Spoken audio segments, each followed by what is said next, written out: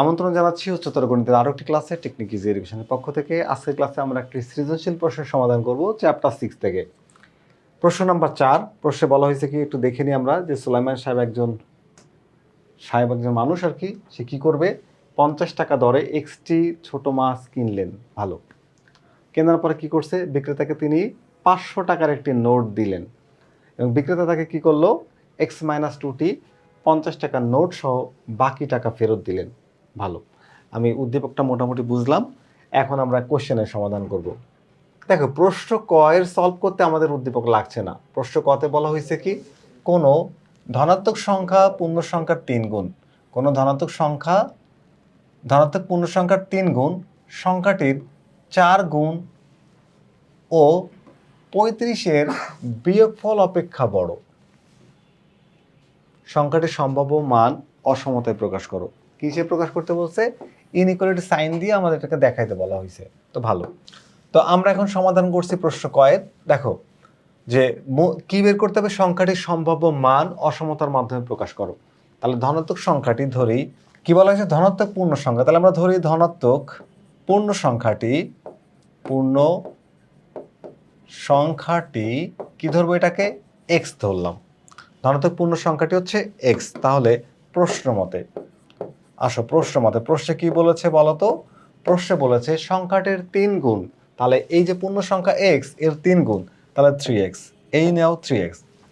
এবং সংখ্যাটির 4 গুণ, এই হলো 4x, 4 গুণ ও 35-এর বিয়োগফল, এই হলো বিয়োগফল, 35-এর বিয়োগফল অপেক্ষা বড়। তাহলে 3 গুণ হচ্ছে 4 গুণের থেকে 35 বিয়োগ করলে তার থেকেও বড় হবে। এইটাই হচ্ছে আমাদের কোশ্চেনে বলছে। তো এইখান থেকে বলা হয়েছে কি, যে সংখ্যাটির সম্ভাব্য মান অসমতায় প্রকাশ করো। এখান থেকে এক্স এর মান বের করতে পারলে আমরা সংখ্যাটির অসম্ভাব্য মান পেয়ে যাব। তাহলে আমাদের টার্গেট হচ্ছে সবগুলো এক্সকে এক পাশে নিয়ে আসি। তাহলে ধরো যে এক পাশ থেকে এক্স সরাই ফেলতে চাই, তাহলে 3x, এই এক্সটাকে সরাবো, তাহলে লিখতে হবে -4x is greater than 4x minus 4x minus হচ্ছে 35। আমরা যেটা আমরা যেটা ইকুয়াল সাইন থাকলে যেটা করতাম, সরাসরি পক্ষান্তর করতাম। অসমতার ক্ষেত্রে আমরা সরাসরি পক্ষান্তর না করে বরঞ্চ দুই পাশে একই জিনিস প্লাস মাইনাস করে সেটাকে বাদ দিতে চাই। তো অসমতা আর হচ্ছে ব্যাপারটা একই, যদি তুমি এটাকে এই পাশে আনো মাইনাস হয়ে যায়, তো ওই পাশেরটা সরাসরি বাদ না দিয়ে আমরা মাইনাস করে বাদ দিব। তো আমরা দুই সাইডে আমরা কি করছি বলতো, -4x যোগ করেছি। এরপরে এই জায়গাতে কি হচ্ছে দেখো, এই জায়গাতে পাচ্ছি আমরা -x ইজ গ্রেটার দ্যান, এটা তো কাটা যায়, প্লাসে মাইনাসে ভ্যানিশ হয়ে যায়, থাকে -35। এখন এই মাইনাস সাইনটাকে তো তুলতে হবে, এক্স এর আগে তো মাইনাস থাকতে পারবে না, মাইনাস সাইনটাকে তুলতে হবে। তাহলে কি করতে হবে, -1 দ্বারা গুণ করতে হবে। আর যখনই আমরা -1 দ্বারা গুণ করব, তখন কি হয়ে যাবে বলতো, অসমতার দিক পরিবর্তন হয়। ইনইকুয়ালিটি সাইন তার ডিরেকশন চেঞ্জ করে। কোন সময়, যখন কোনো মাইনাস নাম্বার দ্বারা গুণ করা হয়, অথবা তোমার মাইনাস নাম্বার দ্বারা ভাগ করা হয়, অথবা এটাকে ইনভার্সেশন বা বিপরীতকরণ বা ব্যস্তকরণ করা হয় তখন। তাহলে এখানে আমরা কি করছি বলতো, -1 দ্বারা গুণ করে। তো যখন -1 দ্বারা গুণ করলাম, তখন হচ্ছে অসমতার দিক পরিবর্তন হলো, -1 দ্বারা গুণ করে। তো -1 দ্বারা গুণ করে দিলাম। এখন দেখো এক্স এর মান কত আসে, তাহলে এক্স ইজ লেস দ্যান 35। যেহেতু বলা হচ্ছে সংখ্যাটির সম্ভাব্য মান, তাহলে আমরা বলবো যে সংখ্যাটির সম্ভাব্য মান, তাহলে সংখ্যাটির সম্ভাব্য মান কি হচ্ছে বলতো, যেহেতু এটা ধনাত্মক সংখ্যা, এটা অবশ্যই 0 থেকে বড় হবে। কত হবে, 0 থেকে বড় হবে এক্স এর মান, আর 35 থেকে ছোট হবে। এইটাই হচ্ছে আমাদের এই কোশ্চেনের অ্যান্সার।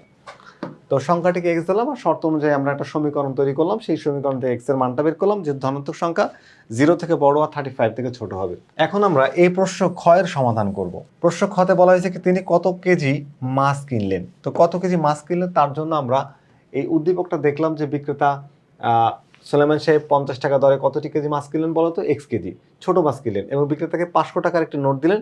বিক্রেতা কি করলো, x-2টি 50 টাকার নোট তাকে ফেরত দিল, 50 নোট সহ বাকি টাকা ফেরত দিল। তার মানে এইটা হচ্ছে 50 টাকার নোট হচ্ছে x-2টি, মনে করো এটা 3টি, তাহলে 3 গুণ 50 150 টাকা হবে। আমরা জানি না কতটি। এইখানে হচ্ছে x কেজি মাছ কিনলো, প্রতি কেজি মাছের মূল্য 50 টাকা। তাহলে মোট মূল্য কত বলতো, মোট মূল্য হচ্ছে এটা x এর সাথে 50কে আমরা গুণ করে দিব। তাহলে আমরা সমাধান করছি প্রশ্ন ক্ষয়ের। লিখব যে সুলাইমান সাহেবের ক্রয়কৃত মাছের মূল্য, মনে করি ক্রয়কৃত মাছের মূল্য কত টাকা বলতো, 1 কেজি মাছের দাম 50 টাকা, তাহলে x কেজি মাছের দাম হবে 50x টাকা। এটা হচ্ছে ক্রয়কৃত মাছের মূল্য। আচ্ছা, এরপরে বিক্রেতা তাকে ফেরত দেয় কয় টাকা? বিক্রেতা ফেরত দেয়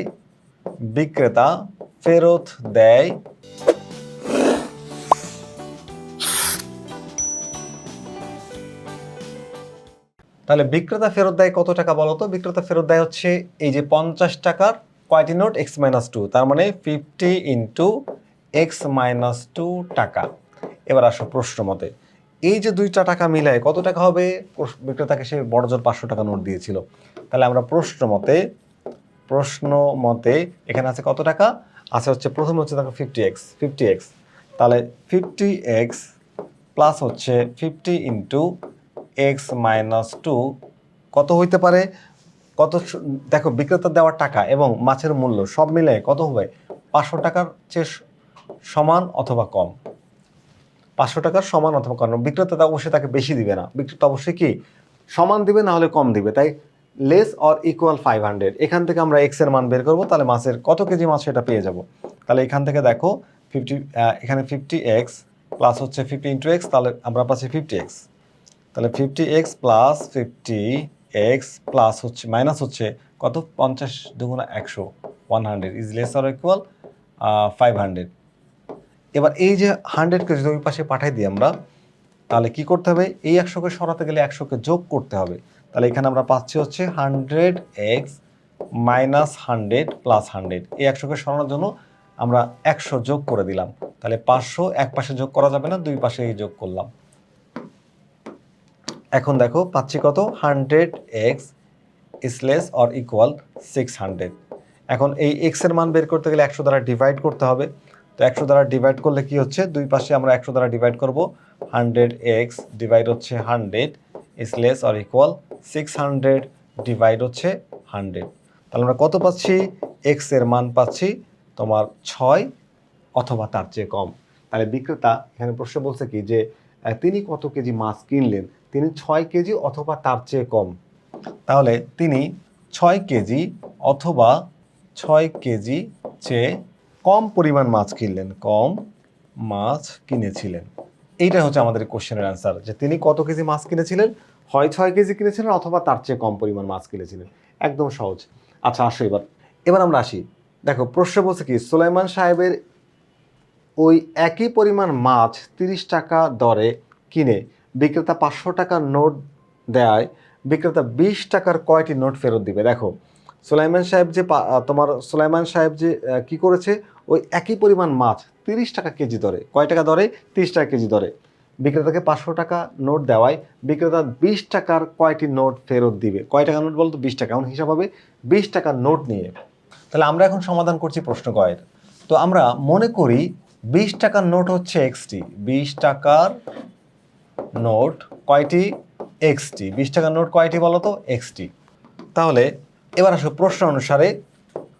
প্রশ্নানুসারে দেখো এইখানে খেয়াল করি আমরা 20 টাকার নোট এক্সটি ভালো কি করেছে দেখো, 30 টাকা দরে মাছ 30 টাকা কেজি দরে মাছ কিনেছে। এখন মাছের যে মূল্য কি হবে? মাছের মূল্য 20 টাকার হিসাবে নিয়ে আসবো আমরা। তাহলে মাছের মূল্য এই 30-এর সাথে আমরা x গুণ করে দিই, 30x টাকা। এবার দেখো দোকানদারে ফেরত দিবে, ফেরত দেওয়ার পরিমাণ, টাকা ফেরতের পরিমাণ বা ফেরত দেয়, বা বিক্রেতা ফেরত দেয়। দেখো বিক্রেতা কত ফেরত দেয়? এই দেখো তোমার হচ্ছে 20 টাকার নোট ফেরত দিবে এক্স এর মাধ্যমে, তাহলে হচ্ছে 20x টাকা। আচ্ছা এবার আসো দেখো এই যে মাছের মূল্য এবং বিক্রেতা ফেরত দেওয়া টাকা, দুইটা টাকা মিলাই কি হবে? 500 টাকা হবে। আমাদের উদ্দীপকে দেওয়া আছে। তাহলে আমরা লিখবো যে সুতরাং অতএব বা প্রশ্ন নম্বর শর্ত অনুসারে, এখানে প্রশ্ন অনুসারটা আমরা এইখানে লিখি, এখানে প্রশ্ন অনুসারটা এখানে দিলেই ভালো হয়, আর এখানে লিখে দিই এখানে। ওকে, তাহলে প্রশ্ন অনুসারে কি লেখা যাবে এখানে? যে 30x প্লাস হচ্ছে 20x ইজ ইকুয়ালস টু কত? 500। তাহলে এখান থেকে আমরা যোগ করলে কত পাচ্ছি বলো তো? 50x is equals to 500। তো এখান থেকে আমরা কিসের মান বের করতে চাচ্ছি হচ্ছে x এর মান বের করতে। তাহলে x ইকুয়ালস টু 500 ডিভাইড হচ্ছে 50, তাহলে x এর ভ্যালু কত আসবে? x equals to 10। আমাদের প্রশ্নে বা চাইছিল কি যে কয়টি নোট ফেরত দিবে? বিক্রেতা কয়টি নোট ফেরত দিবে? তাহলে বিক্রেতা 20 টাকার 10টি নোট ফেরত দিবে। তাহলে বিক্রেতা কয়টি নোট ফেরত দিবে? 20 টাকার 10 নোট। কারণ কি দেখো, সে 30 টাকা দরে তো মাছ কিনছে, 30 টাকা দরে মাছ কিনেছে, 30 টাকা দরে। তাহলে 20 টাকার নোট কয়টা দিল? 30 গুণ এক্স, এক্স এর ভ্যালু কত দেখো তুমি, এই হলো 30 গুণ 10, তাহলে তুমি পাচ্ছ কত? 300 টাকা। 300 টাকা, তাহলে 500 টাকা থেকে 300 টাকা যদি মাছের মূল্য হয়, বিক্রেতা ফেরত দেবে কত? 200 টাকা।